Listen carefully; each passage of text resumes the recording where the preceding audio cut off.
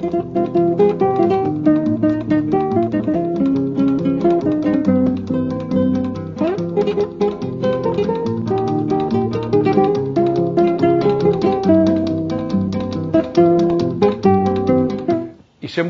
hauxe duzue, langile mugimendua 19. eta 20. mende artean. Berez guk hartuko dugu hasiera urtea edo mugarri 1880 eta gutxi gora bera 1936 iritsiko gara. Horrek esan nahi du 60 minutu ditugu hitz egiteko justu 60 urtetako kontuetaz. Oso denbora gutxi, olako denbora luzeaz hitz egiteko. Baina gure ardatza hauxe izanen da. Langile mugimendua tarte horretan. 19. mendearen bukaera eta 20. mendeko lehenbiziko 3 hamarkadak eta gure kasuan pixkoat gehiago 36 arte luzatuko dugu 3 hamarkada terdi. Eta 36 urte muga edo mugarria hartzea ulertuko duzue dela zera orduan hasten dela gerra zibila eta Espainia nolait esateko eta Euskal Herrian beste aro berezi bat daukagu gerrarena eta diktadurarena. Eta bueno, hasiko garaia honekin, gai honekin. Hor duzue zubi bat, Britainia Handian dagoena, Qualbrookdale, olako zerbait, nire inglesa nahiko kaskarra da, baina bueno, Birmingham aldean dagoen altzairuz egindako zubia. Zergatik jarri dut hori? Zeren horrekin esan dezakegu, Britainia Handian gauzatu zen iraultza industrialak bere lehenbiziko etekinak edo bere lehenbiziko emaitzak esatako eraikuntzetan tabar sortu ziren edo hasi ziren egiten. Gero osoikoak izan ziren burnizko egiturak edo burnia eta altzairua ez bakarrik zubiak egiteko, baizik eta etzen egiturak edo tren geltokiak eta bar. Guk Euskal Herrian tren geltoki txikiak ditugu, baina juten bazaete pizko bat urrunago Paris aldera, Bruselas aldera edo Barcelonara edo lako lekutara ikus ditzakezue eta segurazki, askoz gazteagoa zinetenean ikusi zenituzten nola zen, Harry Potterren pelikulak eta horrela, eta zeuden kokatuta uste dut Londresko geltoki batean eta horrela, geltoki guzti horiek 19. mendean, 19. mendea da burnibideen eta ferrokarrien mendean nolabait esateko, egitura guzti horiek oso egitura ikusgarriak eta horrela, Eiffel dorrea bera, Parisen egon bazarete eta segurazki ezagutzen duzu eta horrela, hori olako egiturekin egin zituzten. Horregatik jarri dut hori, baina batez ere esateko zubi bat egingo dugula, abiatuko garela esan duan bezala 19. mendearen eta zeharkatu dugu tarte bat 20. mendera iristeko.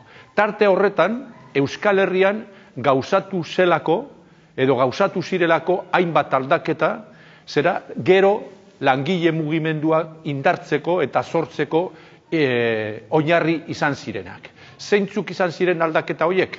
Britainia Handian, Frantzian eta Belgikan aurreko urtetan eta aurreko mendean nolabait esateko iraultza industriala fenomenoarekin gertatu ziren gauzak edo gertatu ziren fenomenoak. Bai? Hemen Euskal Herrian bazegoen 19. mendean eta aurreko mendetan, bazegoen ja jardun industriala, protoindustria dei dezakeguna. Industria gaur ezagutu dugun, edo gure garaietan ezagutu dugun industriaren aurrekaria, protoindustria.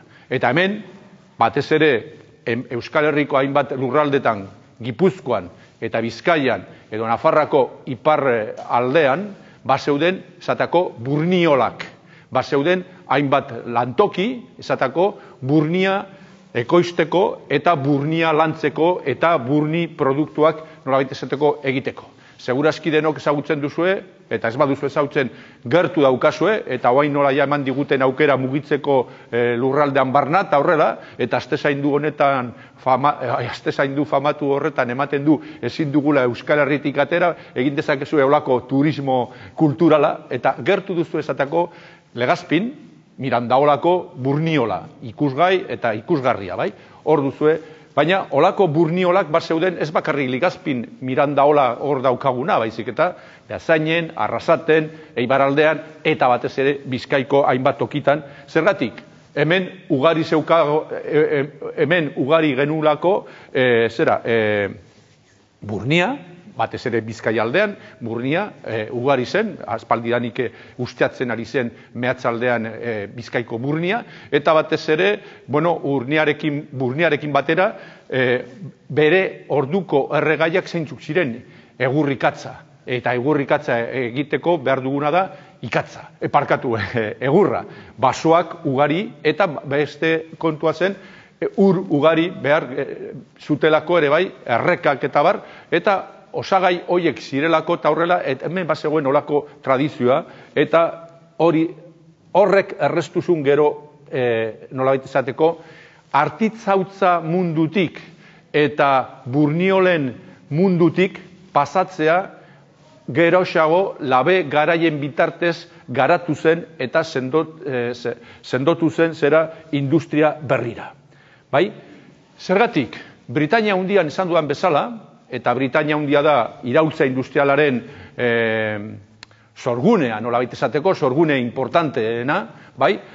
Asmatu zituztelako 19. mendean hainbat prozedura berri, Burnia eta altzairua era hobekiago eta merkeago ekoizteko egiteko. Haien artean, ez da ikusten, ez du kalitaterik, baina hori ikusten duguna da Bessemer bihurgailua, konvertidor Bessemer. Altzairua ekoizteko labe moderno bat, labe edo prozedura berri bat, eta burni horrek, bihurgailu horrek behar zuen burni berezi bat, hain zuzen ere Bizkaia aldean ugari zegoena eta batez ere zegoen oso erraz ateratzeko.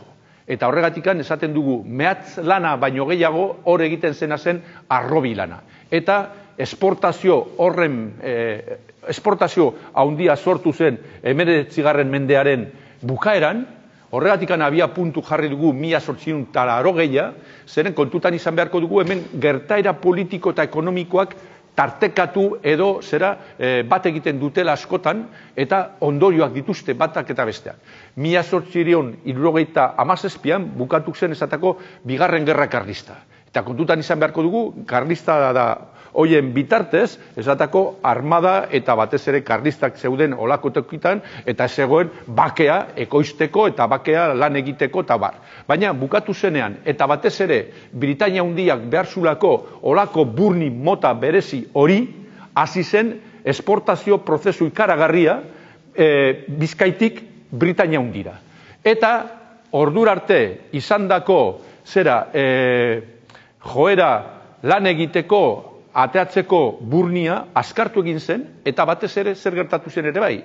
Bertako hainbat enpresa gizon bihurtu ziren beraiek ere bai, enpresa berrien sortzaileak, ikusi gugun bezala. Eta horrek ekarrizun egundoko aldaketa, hasieran Bizkaian, 1880 geroztik, eta gero hurrengo hamarkadatan baita Gipuzkoan ere. Eta hor duzue, juten bazarete Bilboko Arte Ederretako museora, guain famatuena da Guggenheim, baina fondoen aldetikan gutxienez askoz hobekiago, askoz aberatzagoa dugu, hori, Bilboko Arte Ederretako museoa. Bai, segurazki egon zarete, eta bestela, aste zaindu honetan, aukera daukazu ere bai, juteko. Gainera, uste dut, astean behin egun pare bat doainik dela arratsaldean, eta bai. Hor, beste kuadro askoren artean dago esateko kuadro hau. Eta kuadro hau egin zuen, margolari batek, 1855an. Eta kuadro honetan azaltzen da, Bilboko, edo nerbioi bukaera. Abra deitzen dutena. Eta ikusten duzu zenolako paisaia. Ez dakit ondo ikusten den horrela, baina paisai nolabait esateko bukolikoa, bakarri daukagu Nerboi edo Ibai Zabal ibaia, eta belardiak, etxe edo baserri batzuk eta horrela, eta ez dago deus.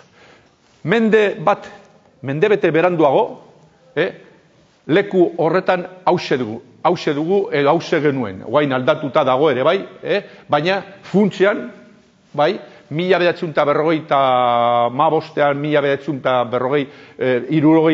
aldean, hau da, mendebete bat irandago, erabat aldatuta daukagu lehen ikusi dugun paisai bukoliko hori. Zergatik?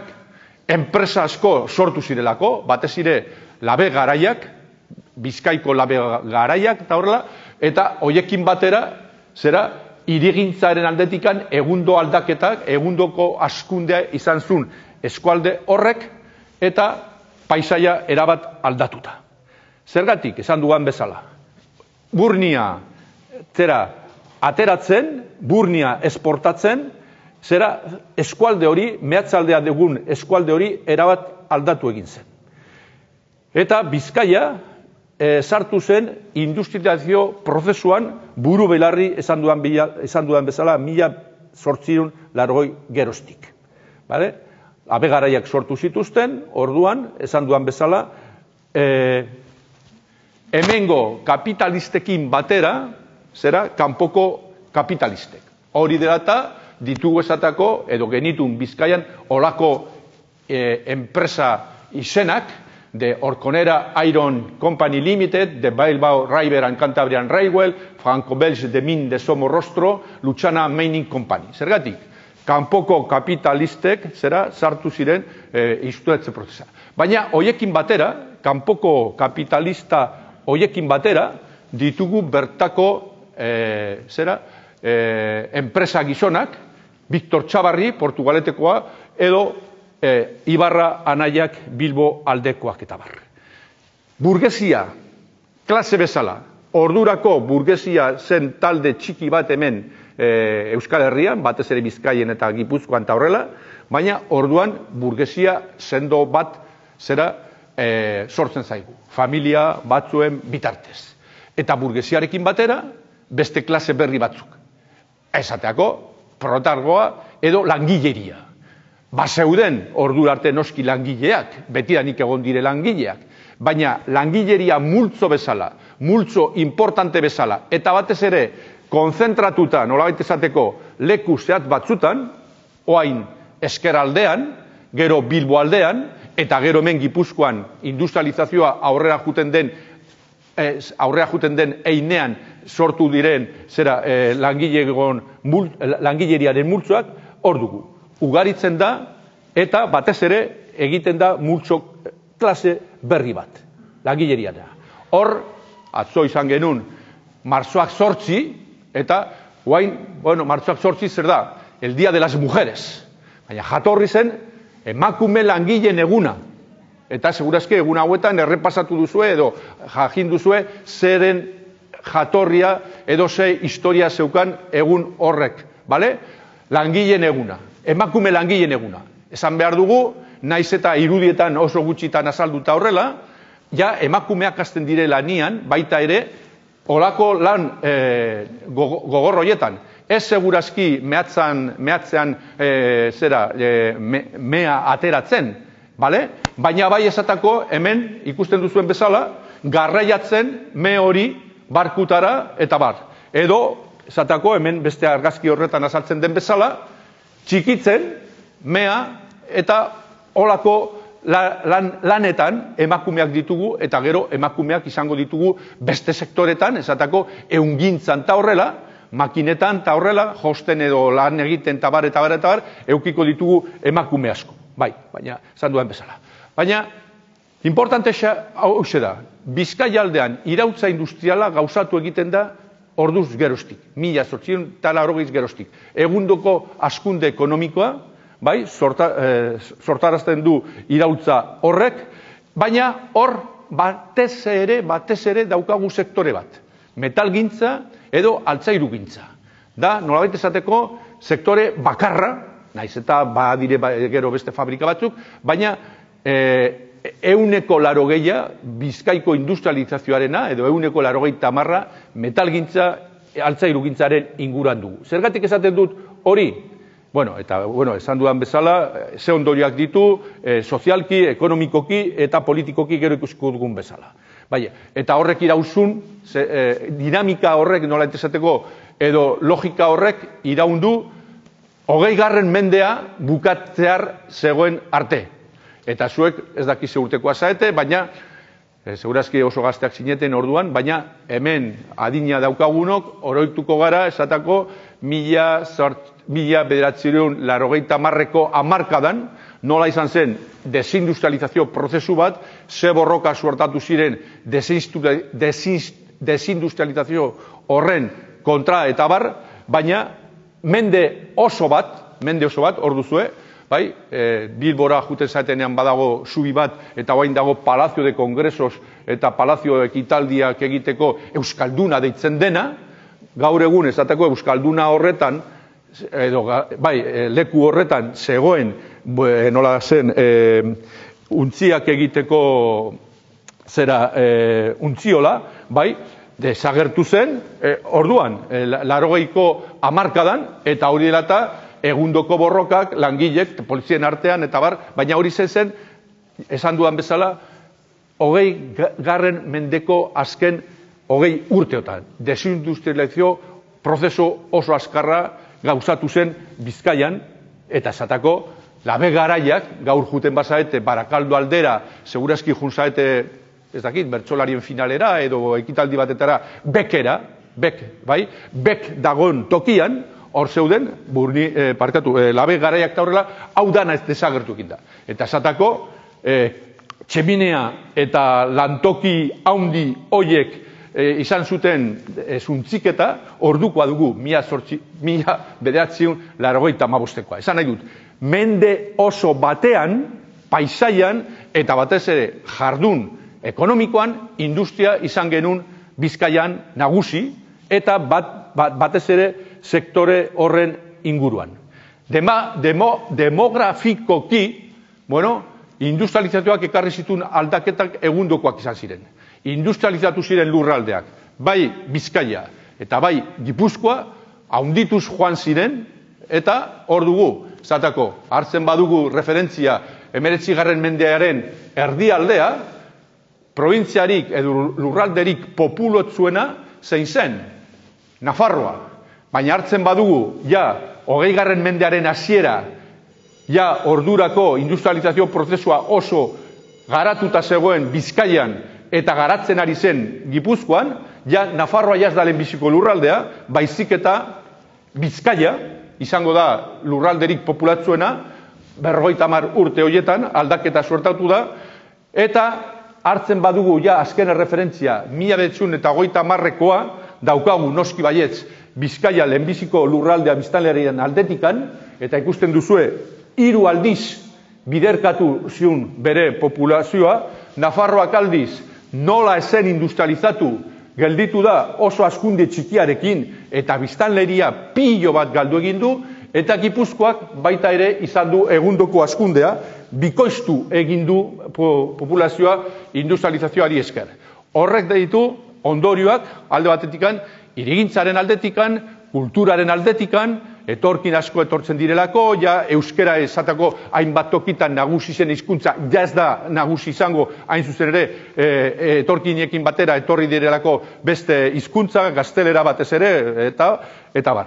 Eta ondorio baita ere, politikoak ikusiko dugun bezala.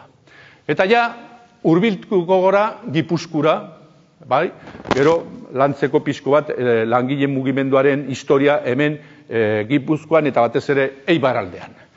Gipuzkoak ditun ezaugarriak konparatzen baditugu Bizkaikoekin oso nabarmenak dire, ze desberdintasunak dauden. Bat, lehen esan dugun bezala, Bizkaiko industrializazioa mugatzen da batez ere Bilbo ezker aldera eta mehatzaldera.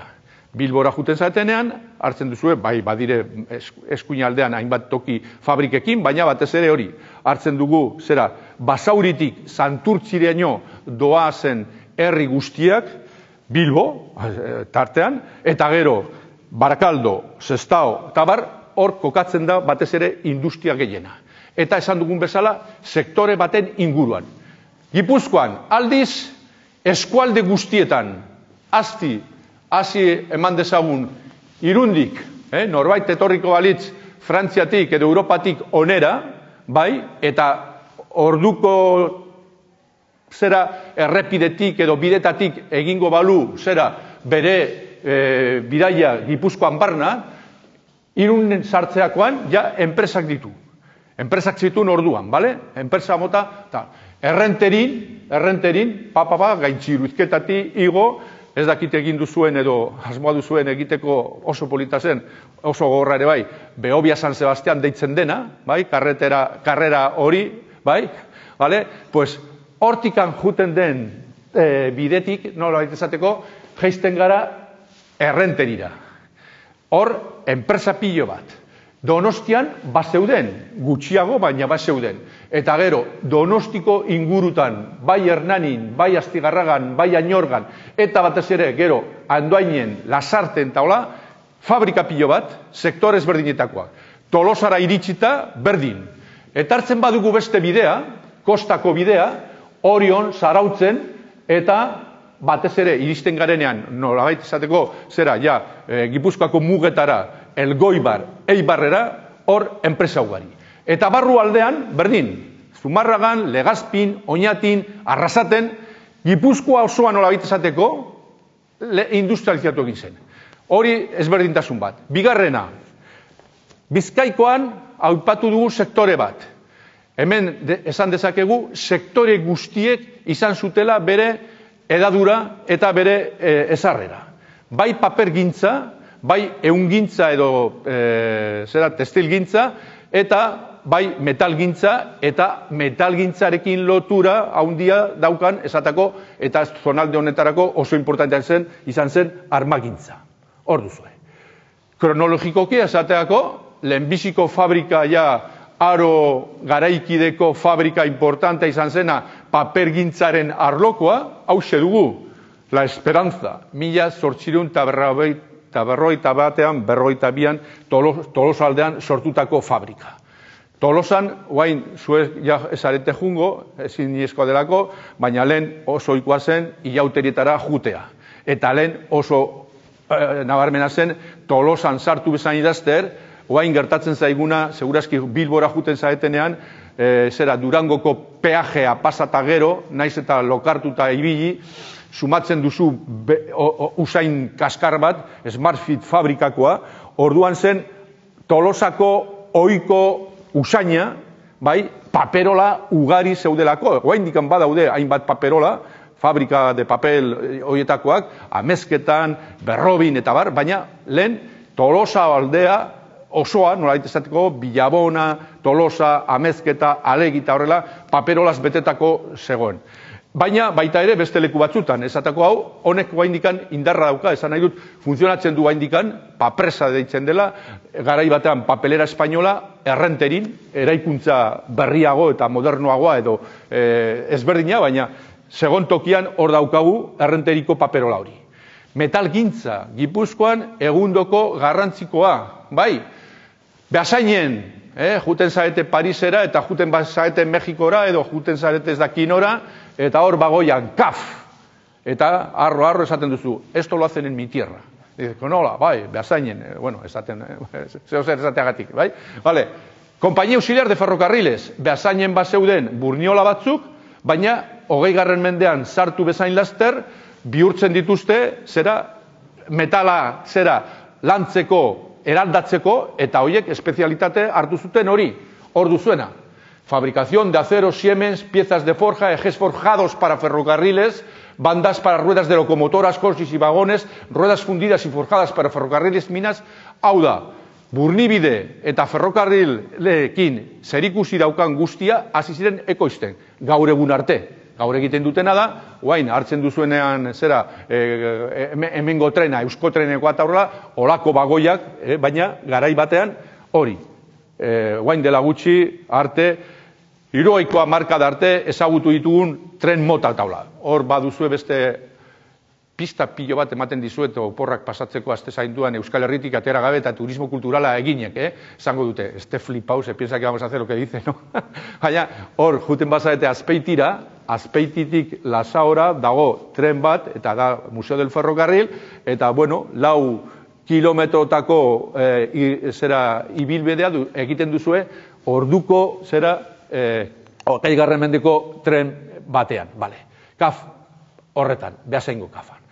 Baizta ere, Arrasaten esatako Unión Cerrajera de Mondragón deitutako fabrika, eta hor duzue, hau oso interesgarria da, hor duzue lehen esan dudana, hemen jadugu langile multzo bat, ez da garai batean Burniola nun lan egiten zuten 8, 10, 12 lagun. Ez, ja fabrika horiek importanteak dire, eta kupuru haundia daukate, eta egiten dute trabajoia enkadena eta olako kontuak eta bar, eta batez ere, multzo haundia izanek, erresten du hori hartzea, beraien klase kontzientzia eta antolatze beharrea. Eta hori izango dugu langileria sortzeko iturri edo oinarri bat. Hor duzue, esatako, ematen du, kanpotik ikusita edo gure kulturan pentsatzen dugu, Gipuzkoan Burnia edo Burniaren ondorioak. Baina ez, testilgintza edo ehungintza esatako egundoko indarra zeukan Gipuzkoa osoan.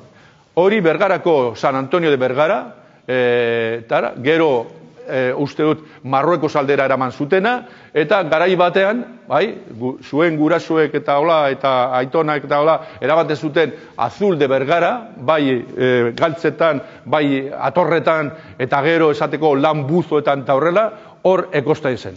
Edo hemen, beste bat, desagertu egin dena, eraikuntza hori, bota egin zuten, hori da beste kontu bat, ondare hori desagertu egin dela neurri haundien batean, nola baita esateko, baina esateko hor zegoen.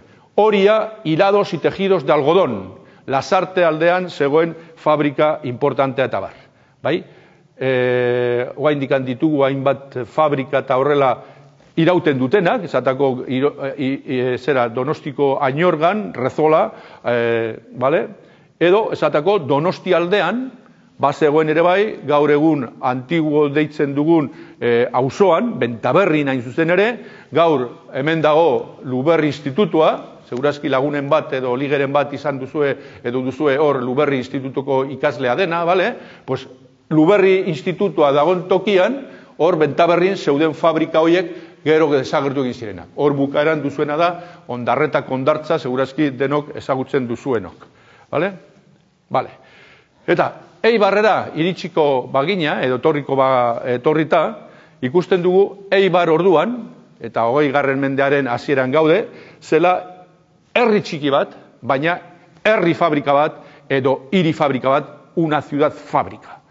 Txikia orografikoki eta eraduran aldetika oso estua delako, Ego Ibarra deitzen duguna, mendiak dituzue, estutzen dute eta hola, baina alata guztiz ere, hor bazegoen ja implantazio importante bat fabrikaen aldetikan. Zergatik, Eibarrek zeukan berezko aldek bezala, ja tradizioa lan egiteko hainbat sektoretan. Batez ere, armagintzan. Batez ere, Soraluze, oain deitzen duguna, badakizue, bere izen historikoa izan dela ere bai, Placencia de las Armas. Zergatik, 17. mendetik, 16. mendetik, erret baimena zeukalako armak ekoizteko. Baimen hori zabaldu egin zuten 19. mendean, O'Donnell ministeriak emandako baimen batekin, Eibarrera. Eta hori dela eta, Eibarren, bazegoen, ja, 19. mendean, armagintza nahiko sektore potentea, Plazentzian, edo Bergaran inguruko herritan zeuden bezalakoa. Hirigintzaren aldetikan, oaindikan, Eibarren ditugun 3-4 pisutako etxeak, zatako, edo, onara etorri baino lehen, jun naiz Astelen frontoi aldera, Astelena frontoia, badakizu, 1904koa dugu, aurreko argazkia da 1912ko Unzaga plazako txoko bat, nola itzeteko. Hori zen Eibarko paisaia. Gero, aldatu egin zen, batez ere, edo neurri hundi batean, gerran txikitu zutelako Eibar, eta berriro berraereki behar zuten, eta orduan jarri zituzten hainbat eraikuntza esateko rascacielos deitzen zirenak, altuera askoko taula, baina baita gordetzen gerra aurrean izan zen paisaiaren banaketa edo osagaiak. Etxeak eta fabrikak, danak noaztuta. Horregatikan esan dezakete, soziologikoki Eibar dela ziudad fabrika bat edo fabrika ziudad bat bihurtuta nola izateko. Vale? Eta hor, Eibarren, esan duan bezala, importantzia handia izan zuten olako fabrikak, gehienak armagintza sektoretik zetozenak. 19. mendetik zerien fabrika txikiak, armagintzakoak, izan zituzten urte batzuk nahiko onak, baina 1920 geroztik edo 1918 geroztik, lehenbiziko mundu gerla bukatutakoan, krisian sartu ziren fabrika hoiek armagintza egiteko tenorean nola izateko. Naiz eta hainbat fabrikak jarraitu hoiek gaur egun arte nola izateko. Armak ekoizten, eskopeketak eta barra. Hor duzu esateko, Orbea, garai batean 50 langile, eta bere urte oberetan 700 langile izan zituna. Orbea esateko fabrikak ekoiztea utzi zun neurri batean, birmoldatu zen, edo eraldatu zen, beste gauza batzuk produzitzeko. Ondo? Bai? Oso ondo. Hor duzue, iragarki horretan. Eibar, Espainia, eta txirrindula, umen gurdila, eta pistola edo revolver bat. Eta hemen ez dakit ondo irakurtzen duzu, baina fábrica de armas de fuego, construcción de maquinaria y fundición de metales, cochecitos para niños y bicicletas. Armagintzatik beste gauzak egitera. Zergatik izan zen hori, alde batetikan krisialdia etorri zelako, bai? Esportazioak lehen esportatzen zituzten murriztu egin ziren, eta beste aldetikan armagintzak zeukan izaera, produzitzeko zen teknologia, nolabaiteko teknologia findu baten fabrika zela. Eta orduan lortu zuten hori moldatzea, egokitzea sektore berri horietara. Txirrindula egiteko, behar da ere bai, fineziaz eta abileziaz lan egin. Eta gauza bera, esatako, gero aipatuko dugun bezala, beste fabrika importante bat, gaur egun arte iraunduna, Alfakoa, Alfan hasieran armak ekoizten zituzten, 1920an sortu zen fabrika hori, kooperatiba moduan, baina 1927tik aurrera hasi ziren hori egiten zer? Alfan. Josteko makinak. Josteko makinak ere bai, behar du hori lan artizau, baina oso fin-fina, nolabait esateko prezizio piezak eta bar, eta hori dela eta bihurtu ziren, olako fabrikak bihurtu ziren bezala. Baina armagintza esan duan bezala oso importantea izan da Eibarko industrializazioaren prozesu guztian. Eta segurazki hor etxean izango dituzue, zuen Aiton Amonek, segurazki eskopetak ez, baina Aiton eiztariek edola, Victor Sarasqueta, Agirre Aranzábal, BH Beiztegi hermanos zen armagintzako fabrika bat, bihurtu zen txirrindulak egiteko makina. Eta segurazki guain, zuek dituzuen txirrindulak, mendi txirrindulak eta bar, edo karrerako txirrindulak da horrela, auskalo nungoa diren, Koreakoak, Frantziakoak, Belgikakoak, edo, baina, guain dela 30 urte, genok erabiltzen genituen txirrindulak, ziren, Orbea, BH, edo GAK, kasu gehienetan, Espainia osoan. GAK, Garate Anitua y compañía. Beiztegi hermanos, BH, fabrika, armak ekoiztea utzi eta txirrindu. Eta, Orbea berdin. Felix Garate, hor duzue. Garate Anitua ezea. Eta horrek, behar du langileria izan, baina langilea esateako, ezaugarri horrek, da lan, zerien, kadenak egiten da, prezizioarekin eta horrela, baina horrek suposatzen du, bueno, Eibarren gorpuztu egin zela langileria, bueno, eta hundituz joan zen. Zan nahi dut, kopurunen aldetikan, egundoko urte honak izan zituzten fabrika hoiek, eta usuaren jakin izan zuten moldatu eta modernizatu, esateko, zuendako horiek dire hori, baita ere, Aitor Amonen garaiko mobilet eta horrela, guain modan jartzen ari da txirrindula elektrikoa, bai? Eta gehiago, eta gure Aitor Amonen garaiko txirrindula elektrikoa ziren mobilet horiek edo belosoles taula izeren garai bateko txirrindulak motor bat jarrita gasolina askoa eta horrela izateko lehenbiziko hori mobiletak eta bar. Alfa, aipatu duan bezala, oso importantea, garai bateko armak egiteko, baina berehala moldatuta josteko makina. Hor ere bai, etxean izango duzue, segurazke, Amonaren josteko makina, Singer modelokoa, baina hemen egokitua. Vale. Adirazita, oain ja, sartuko gara buru belarri langile mugimendua pixko bat ezagutzeko. Zeren, langileriarekin batera, errebindikazioak, eta batez ere esan duan bezala, langileria ja kopuru importantea duenean, eta multzo horiek konzentratuta daudenean, eta aldi berean, Europa mailan hainbat korronte politiko-ideologiko, aziten dire, zera, langileen hoien defentsan, edo langile hoiek izan ditzaketen eskubideak defenditzen eta rebindikatzen. Eta hemen kontutan izan beharko dugu nazioarteko testuingurua zein zen 19. mendearen erdialdetik edo 19. mendearen bukaeran. Korronte politiko berriak genitun, batez ere sozialismoa eta anarkismoa.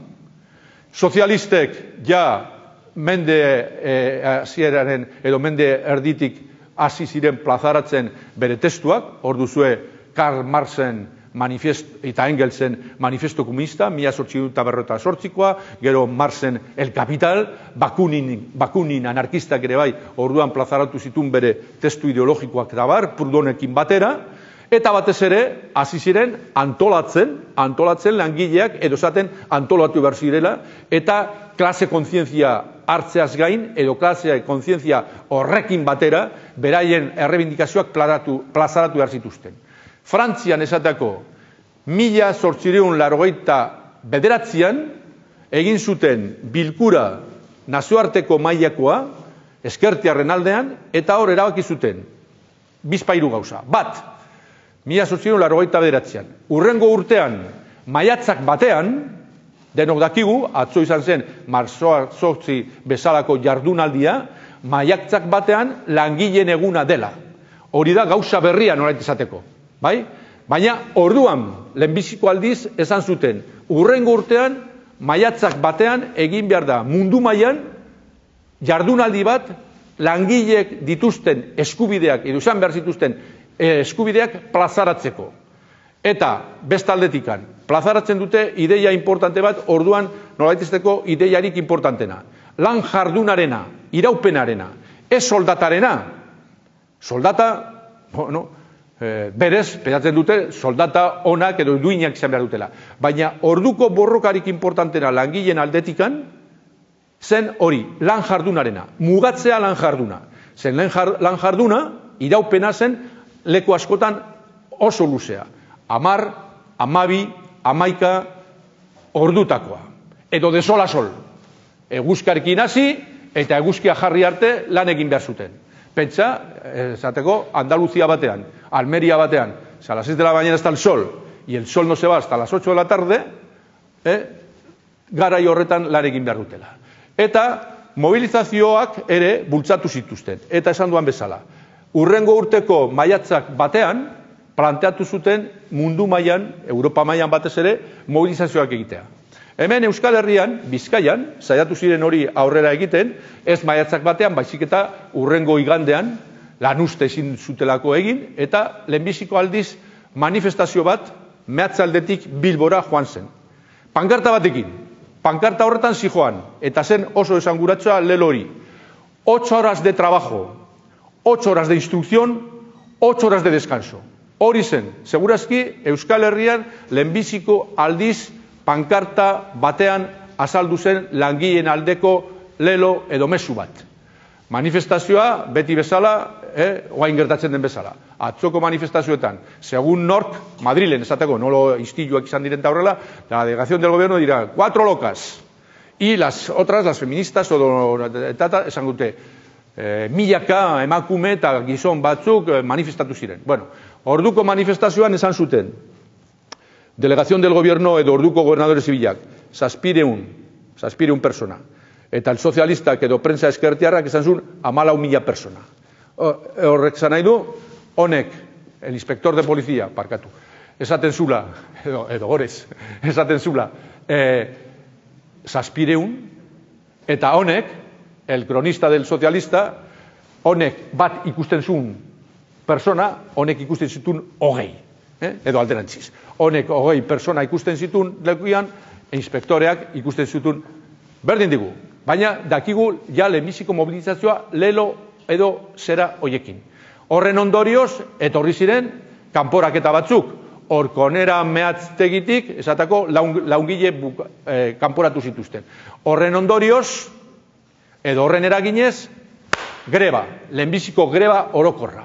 Eta orduan hasten da Bizkaian batez ere, prozesu bat nahiko erradikala langileen aldetikan, meatzarien aldetikan, greba orokorrak egiteko. Beraien eskakizunak, beraien errebindikazioak eskatzeko bere mekanismo edo bere erreminta hause da, greba egitea. Eta behin eta berriro ditugu greba orokorrak, 1880 urte horretekin, 1912 arte. Orduz geroztik, grebak motelduko ziren, eta sartzen dire dinamika, esan dezagun, biguinago batean eta bar. Baina, esan duan bezala, aurrera goaz, ez dire salbuespen bat, edo ez dire bereiztasun bat. Lelo horrekin, hemen duzue frantsesez, bai, 8 ordutako leloa, edo lan iraupenaren leloa edo errebindikazioa da, errebindikazio amankomun bat Europa osoan bilatzen zutela. Hor duzue, la lucha de clases zen hemengo aldizkaria sozialistek plazaratu zutena, nahiko sanguratsua bere izena, la lucha de clases.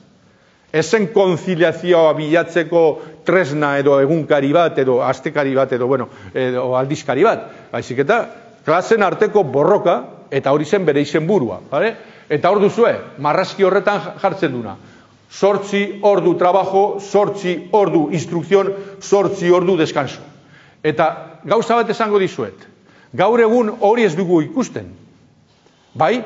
Baina hori eramaten badugu esateko pensioak hartzeko tenorea eta olako hausi batetara, berdin da, nun dugu uain gatazka esate baterako neurri batean. Ez da egunean zenbat ordu egin behar den, baizik eta gure lan bizitzan zenbat urte kotizatu behar dugun. Bai? Edo zenbat urte lan egin behar dugun kotizazio duin bat egiteko, izateko. Eta hor dago, patronalak, alderdi politiko eta horrela, nahi dute luzatu, berandutu gure lan jarduna, urteena, eta langilek nahi dute, logiko den bezala, alderantziz murriztu. Eta hor dago, azken urteotan daukagun gatazka eta horrela. Zan nahi dut, aldatu da, nahi baduzue, eskala, baina orduak aldatu urteekin, eta egoera berdinean gaude neurri handi batean. Baina, hori da gogoeta egiteko zera bat. Eta eskatzen dute, ere bai, orduko langilek, bizitza baldintzak ere bai aldatzea. Esateako, Bizkaiko kasuan, asko eta asko, zeuden behartuta bizitzeko enpresak jartzen zituen barrakoietan. Hor duzue beste irtera oso polit bat egiteko, benetan. Jun zaitezkete Larboledara, eta Larboledan, hor, bukatzen den, La Reineta mendi horiek eta daula, oa indikan daukazue ikusgai, olako barrakoi bat pixko bat oain margotuta eta horrela, da etxe bizitza baina tamaina hola berdin, eta barrakoi horietan bizi behar izan zuten. Eta eskatzen zuten barrakoi horietan bizi ez izateko zera eskubidea izan, eta bar. Zan nahi dut, lan baldintzak eta bizi baldintzak plazaratzen zituzten zera orduko langileak. Eta ja, goaz aurrera. Hemen Euskal Herrian, labur bildu dezakegu esanez, orduan langile mugimenduan dauden korronten arteko burrukan, nor dugu hau? Ire izen emango ditut. San Benito, de Palafos, Carlos Marx y Mijager. Oso ondo, asmatuzu. Eta hau, Benito Mussolini,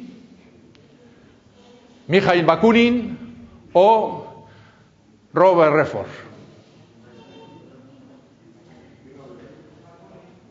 Bakunin. Sozialisten buru, Engelsekin batera, anarkisten buru nola izateko edo ideologo nagusia Prudonekin batera. Bai? Lehia horretan, hemen Euskal Herrian nagusitu zen korronte sozialista. Esan dezakegu, salbuespen edo gutxiengo batzuk kenduta, hemen hegemonikoa izan zen sozialismoa. Zeintzuk dire gutxiengo edo talde minoritario horiek? Anarkistak edo gero sortuko diren komunistak ja 20. mendean. Eta hor duzu, onera, behin eta berriro, etorri zen, zera, mitinlari esatako, eta eragile politiko bezala, Pablo Iglesias, alderdi sozialistaren sortzaile Espainia mailan. 1879an sortzen da alderdi sozialista, PSOE deitzen duguna, gaur egun, bai?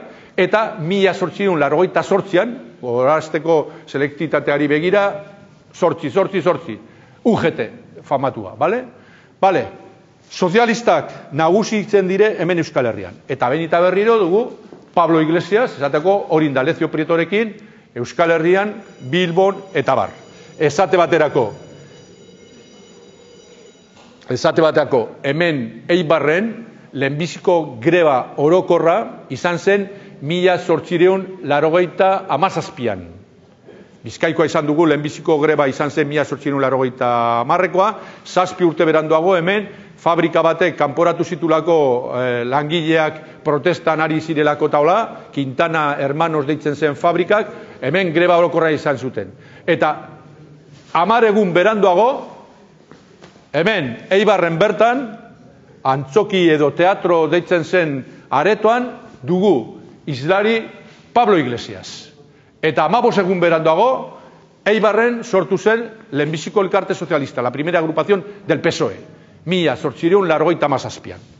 Bagoaz aurrera.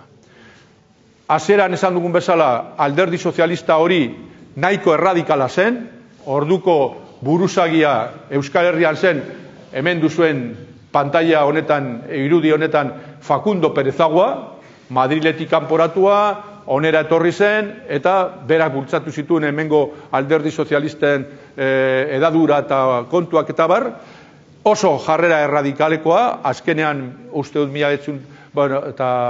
baztertu egin zuten alderdi sozialista eta nagusitu zen beste korronte bat Prieto gidatzen zuna, pragmatikoagoa eta horrela, eta esan duan bezala, borrokak, grebak eta bar suertatu ziren 1912 arte batez ere Bizkaia aldean. Hor duzue, askotan jungo zaete Bilbora, Teatro Arriaga, bai, Zubia, hemen dago guain beste eraikuntza bat, baina hor duzue jendea manifestari eta poliziak edo militarrak zera parte hartzen. Orduan gaur egun poliziak ditugu manifestazioekin batera, baina orduan ohikoena zen militarrak, soldaduak, ateratzea orden publiko zera mantentzeko. Oso ohikoa zen esatako militarrek estado de sitio edo estado de guerra deklaratzea. Horrek murrizten zituen manifestazio eskubideak, biltzeko eskubideak eta bar eta bar. Baina sozialisten aldetikan, nagusi ziren hoien aldetikan, baita ere oposizio nahiko sendoa egin zuten esan duan bezala gutxienez 2 hamarkadetan.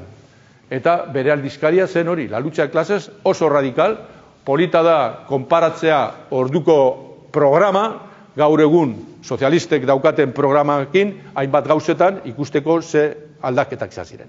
Eta esan dudan bezala, labur bilduz, hemengo sozialismoa da nagusi langile mugimendun artean, eta sozialismoaren barruan nagusi dugu Indalecio Prieto, hau izango da sozialisten artean Perez hauekin eta beste batzuekin konparatuta moderatuagoa, pragmatikoagoa, posibilistakoagoa. Eibarren, esan duan bezala, oso askar, Bizkaitik kanpo nolait izateko Donostiarekin batera izan zen lehenbiziko gune nun sozialistak errotu ziren, hemen esatako, hasi ziren ateratzen aldizkari bat, adelante, 2 urtetan, atera zutena, hemengo liburutegian edo artxiboan duzue ikusgai, bale?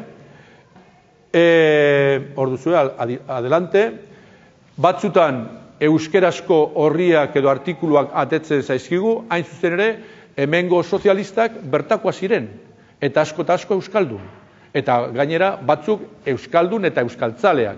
Lehen ez, aipatuko dugu, esatako, Toribio Etxeberria, erbestera junzen hemengo sozialista, eta horrek, esatako, hainbat liburu ditu, eta 2 liburu ditu, hemengo Eibarko euskalki, eta kontu filologiko eta azta horrela, euskalduna izateaz gain, euskaltzale zelako.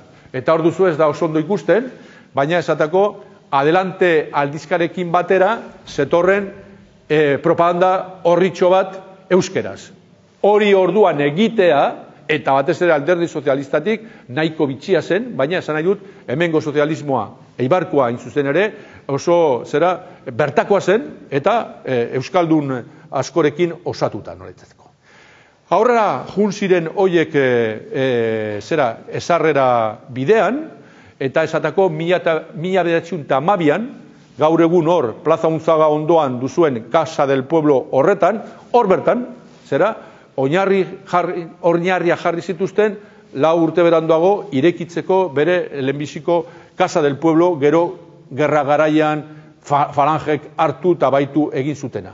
Eta hori dela eta esatako, ekarri zuten hainbat mitilari, 1912an, hemen dugu Indalecio Prieto, hemen daukogu jendetza, eta behan jartzen duna hori, momento de colocación de la primera piedra de la Casa del Pueblo, eta berra, hor duzue. Orduko Plaza del Puebloren, guain dago antzeko parezido, baina altuagoa, bai? Baina segon tokian. Eta hor ez duzu ikusten, baina hemen daude Eibarren datuak, eta Eibar esateako 1919an, 1921an, Donostiarekin batera, eta kontutan izan beharko dugu, Donostia demografikoki, ez dakit, 20 aldiz handiago izango zen, baina Donostiarekin batera da, zera, militanten aldetikan, talderik importantena sozialisten barruan, nola izateko. Esan behar dugu ere bai, orduan, mende hasieran, beste korronte politiko batzuk, naiz eta gutxiengo bat izan, edo politiko eta sindikalak sartu zirela langile mugimenduan. Eman dezagun bat, importantea, oso importantea, hain zuzen ere jarraitu egindulako gaur egun arte. ELA, orduan Solidaridad de Obreros Baskos deitu izan zena, oain STV bihurtu zen gero, eta oain da ELA STV, 1911an jaio zen, CNT-ekin batera, CNT ere bai urte horretakoa dugu, baina hemen Euskal Herrian ELAk egundoko garrantzia hartu zuen, eta hor duzue, urte batzu beranduago, Solidaridad de Obreros Baskos, Kongresoen Eibar, eta bar. Zan nahi dut, beraiek zeukaten ere bai nolabaiteko implantazioa. Baita ere, 20. mendeko 2. hamarkadan, beste korronte politika bat daukagu ezkertiarran eta langile mugimenduan eragin handikoa, komunistena. Bai? Zein dugu hau?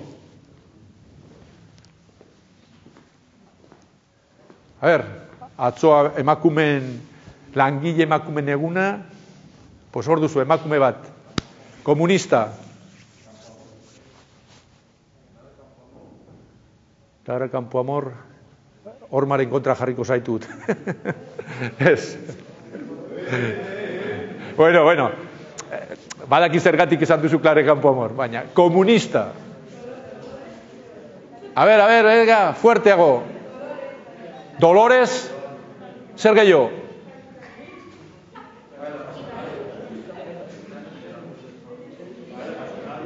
Dolores Ibarruri, la pasionaria, bai?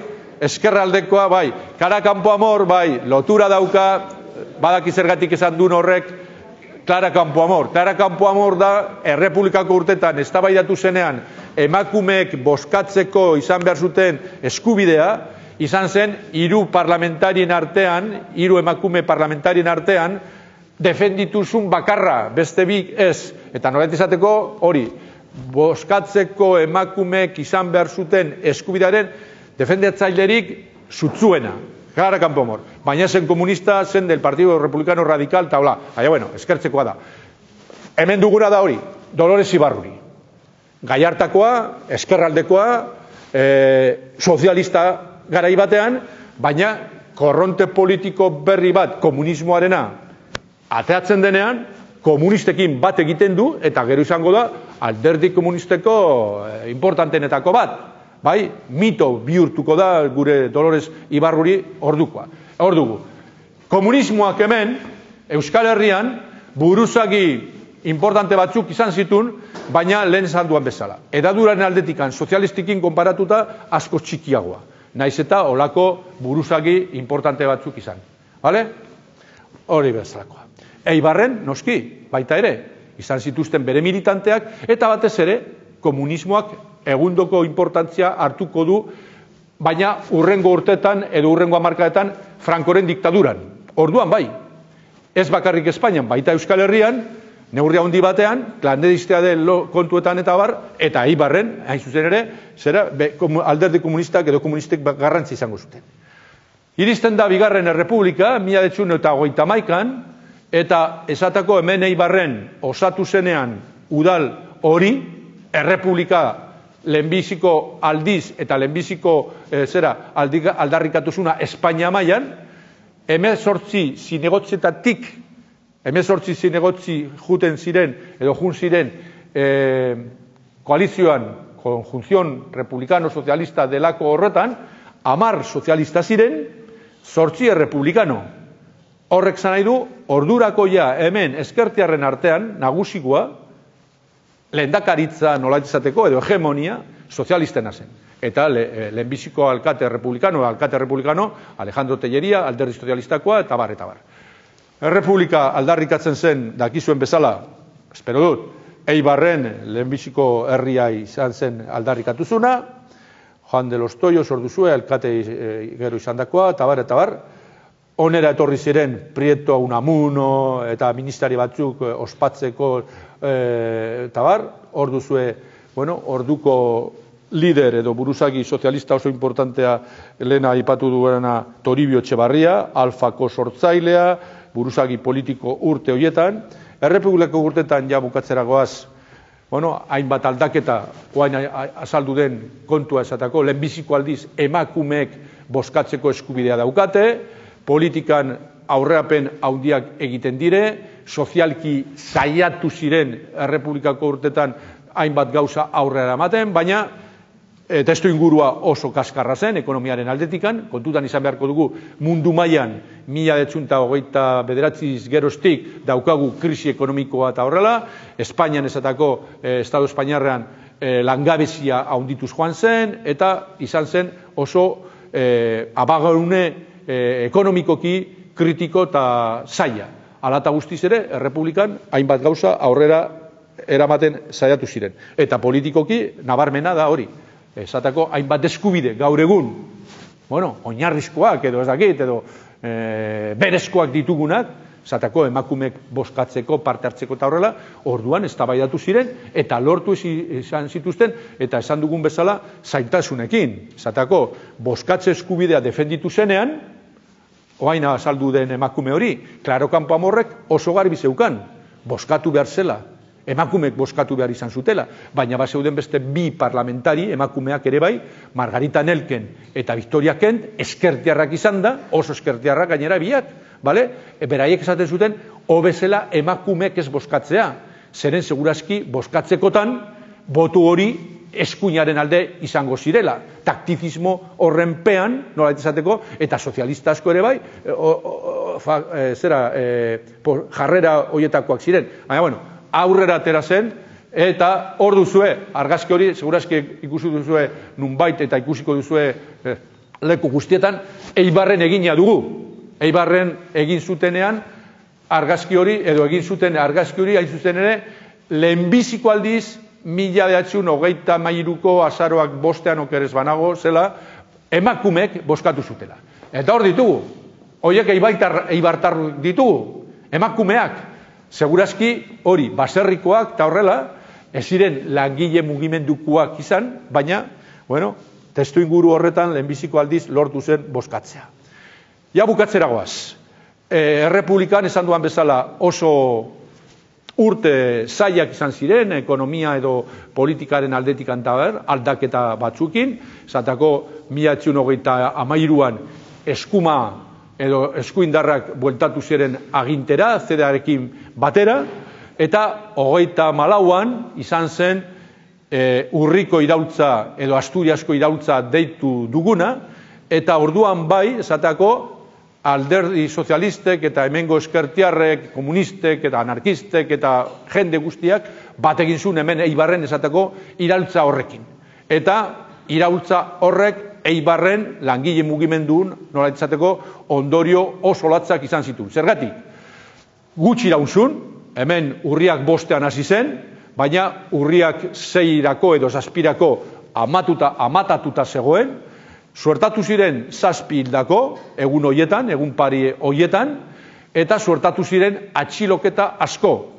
Kalkulatzen da, bueno, erbestera jun ziren asko, hemen duzue hildako bat, Florencio Vázquez, uste dut eitzen zela, Eskuela de Armeriaren ondoan hil zutena, berehala sartu zen hemen onera etorri zen zera Espainiako armada, eta menpe izan zuten, hoiek dire esatako Eibarren harrapatutako armak, hoiek dire Eibartik erbestera jundakoak, eta gero kalkulatzen da ez, aipatzen dute, 177, okerez banago, 177 eibartar preso hartu eta Iruñeko kartzelara eraman. Eta 1936an gerra epaiketa izan zuten. Gerra epaiketa horretan, gutxienez 3 heriotz zigor eskatzen zituzten. Hor zeuden buruzagi edo lider hoientzat. Haien artean, esateko, Toribio Etxeberria, Juan Ibarra, Julián Preto. Francisco Intxarraga ere bai, 4. Olako marrazkiak egin zituzten Iruñeko kartzelan, Iruñeko kartzela oain dela gutxi 2012an bota egin zuten, baina horrela, olako egiturekin, esatako, zegoen bota zuten arten, olako patio txiki batekin tabar, bueno, zeuden beste bi patio, haunditu behar izan zuten beste patio bat, insumisoen garaian, insumiso asko, ez dakit ikusi duzuen, oain dela gutxi bota duten dokumentala 2 años, 4 meses un día, insumiso mugimendu eta ez da horrela, Nafarroan egundoko indarra izan zuen, eta hori dela eta insumiso asko zeudelako, ireki behar izan zuten beste patio bat, eta hala, baina betiko patioa, kartzela bota arte zen, marrazki horretan azaltzen dena, baina, bueno, anekdota edo gauza horiek aparte utxita esan behar dugu. Egundoko errepresioa pairatu zuten eibarkuek 1934ko irautza delata. Eta zorionez, 36ko hauteskundeak Frente Popularrak irabazi zutulako, amnistia eman zieten, eta posible izan zuten, ez izatea heriotzigor hoiek, eta guzti hoiek kalera ateratzea. Zer gertatuko zen, eta horrekin ja bukatzen dut, hori zen 1936ko otzaila. Pues otzailatik uztailera zenbat hilabete ditugu, 5 hilabete gutxi gora bera. 5 hilabete beranduago, pam, hasten da kolpe militarra, gerra bilakatuko dena, eta esatako, Eibar gelditzen da alde republikanoan, justu mugan, nola esateko, Elgeta Eibar zen Gipuzkoako eskualde bakarra gelditu zena 1936ko iraiaz geroztik alde republikanoan, eta, ja sartzen dire gerra kontuetan, eta horren ondorioz, gerraren ondorioz, lehen aipatu dugun bezala, Eibar txikitu egin zuten, neurri handi batean, eta batez ere hori, langile mugimenduko partaide asko gerra egin zutelako, edo erbestera jun behar izan zutelako, pairatu zuten, zuzenean hori. Eta, langile mugimenduak gelditu zen txikituta. Txikituta ere bai, esan nahi dut, diktaduraren poderioz, hemengo erakunde guztiak eskertiarrak eta baita ela bezalako sindikatuak eskertiarra zen, baina nazionalista zelako legetik kanpo, eta orduan, ja, langile mugimendu horren jarduna, diktaduraren garaietan, 40tik eta batez ere 50tik aurrera, izan behar zen, lan klandestinoa, eta, Eibarren ere bai, nahiko importantzia zazun, eta esan duan bezala, ja, orduan, korronte sozialistaekin batera, beste korronte politiko batzuk, komunismoa bere adar guztietan, nazionalismo radikala, eta haren aldetikan, eta bar, ja, sartu ziren saltzan, nola etzateko. Pues hori da, lagun eta entzule guztiok zuekin neukana komentatzeko. Oain...